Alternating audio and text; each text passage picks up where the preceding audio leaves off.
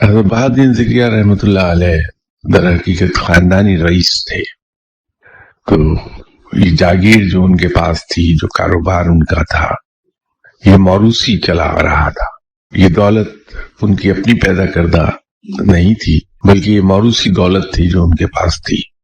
اور جہاں تک خرچ کرنے کی بات ہے تو میں نے ابھی بھی عرض کیا تھا کہ جو الفاظ انہوں نے فرمائے تھے کہ میں نے مال و زر جمع ضرور کیا ہے لیکن اسے دل میں جگہ نہیں دی، تو اللہ تعالیٰ نے ان کی سچائی کو یوں ثابت کیا کہ کچھ عرصے کے بعد ریاست میں قحط پڑ گیا تھا، اور وہ قحط اس قدر شدید تھا، خشک سالی اس طرح سے آئی کہ اناج اگا نہیں. بالکل ریاست کی حکومت نے عوام میں غلہ تقسیم کیا، حتیٰ کہ ریاست کے ذخیرے ختم ہو گئے اناج کے.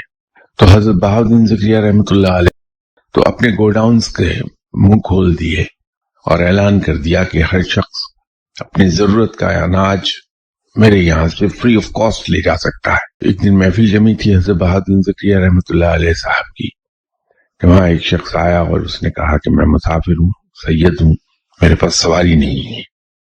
حضرت شاہ رکن عالم جو 8-9 سال کے بچے تھے وہاں کھیل رہے تھے، تو دوڑے گئے اور جا کے استبل سے جو سب میں بہترین گھوڑا تھا وہ لے آئے اور لا کے اس شخص کے حوالے کر دیا. وہ آدمی گھوڑے پر بیٹھا اور ہوا ہو گیا وہاں سے.